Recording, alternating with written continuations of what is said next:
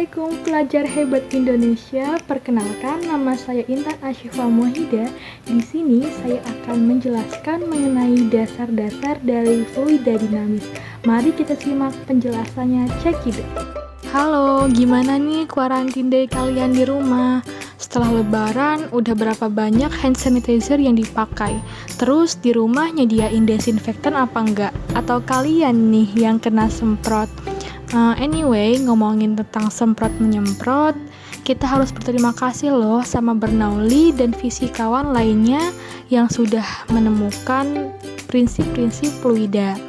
Nah, jadi sekarang kita bisa menikmati berbagai hal hasil penerapan prinsip fluida tadi, seperti semprotan desinfektan, semprotan parfum di rumah kalian, pompa air, turbin angin, dan pesawat terbang.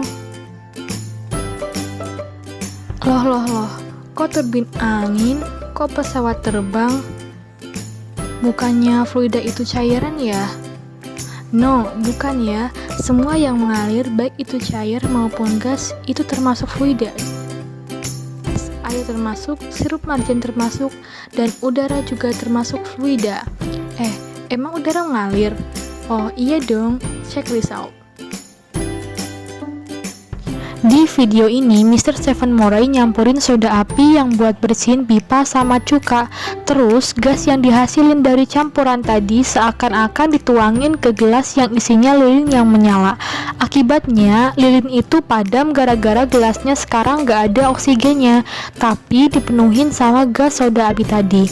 Terus, pas Mr. Murray ini numpahin semua gas soda api dari gelas, lilinnya sekarang jadi bisa nyala lagi.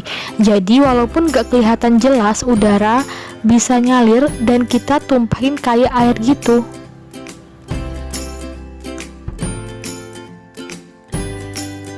Meskipun kita tinggal di physical universe, ketika kita menjelaskan mengenai konsep-konsep fisika, terkadang kita harus berpura-pura bahwa beberapa hal tidak terjadi. Begitu juga ketika kita membahas tentang fluida. Ya, ketika fluida itu bergerak, dia sangat dinamis. Dan banyak sekali hal yang terjadi pada fluida tersebut dalam waktu yang sama. Nggak sesimpel itu. Jadi, untuk memudahkan kita dalam mempelajari fluida, nggak apa-apa lah ya kita sedikit berpura-pura. So, kita anggap aja bahwa fluida yang akan kita pelajari ini adalah fluida ideal. Nah, dalam bab fluida dinamis ini terdapat 3 pembahasan. Pembahasan yang pertama yaitu mengenai fluida ideal. Apa sih fluida ideal itu? Ciri-ciri fluida ideal itu apa? Kemudian bahasan yang kedua yaitu persamaan kontinuitas, dan pembahasan yang ketiga yaitu tentang prinsip Bernoulli. Pembahasan yang pertama mengenai ciri-ciri dari fluida ideal. Nah, apa sih ciri-ciri dari fluida ideal itu?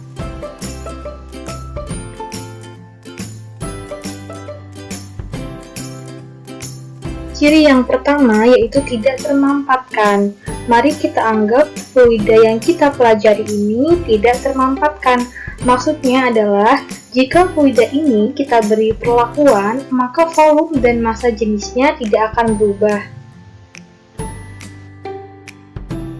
Kemudian, ciri yang kedua adalah aliran laminer, mengalir lurus, tidak turbulens atau berbelok. Nah, apa sih perbedaan dari laminer dan turbulen?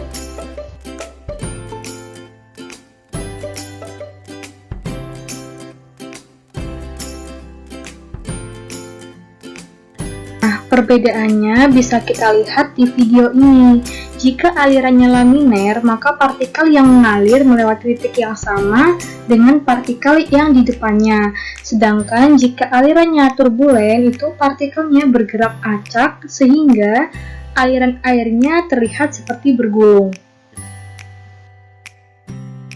Kemudian yang ketiga, kita anggap fluida ini tidak memiliki viskositas atau kekentalan.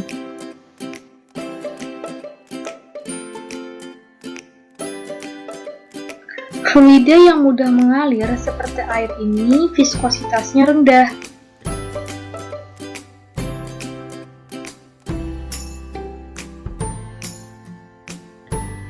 Nah, sedangkan yang mengalirnya susah seperti madu, maka viskositasnya tinggi dan ini bukan fluida ideal. Pembahasan yang kedua mengenai persamaan kontinuitas.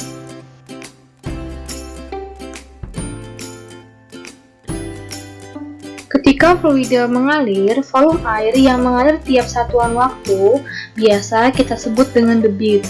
Nah, debit ini biasa disimbolkan dengan huruf Q. Rumus dari debit yaitu Q sama dengan V per T. Nah, satuan dari debit itu sendiri yaitu meter kubik per sekon.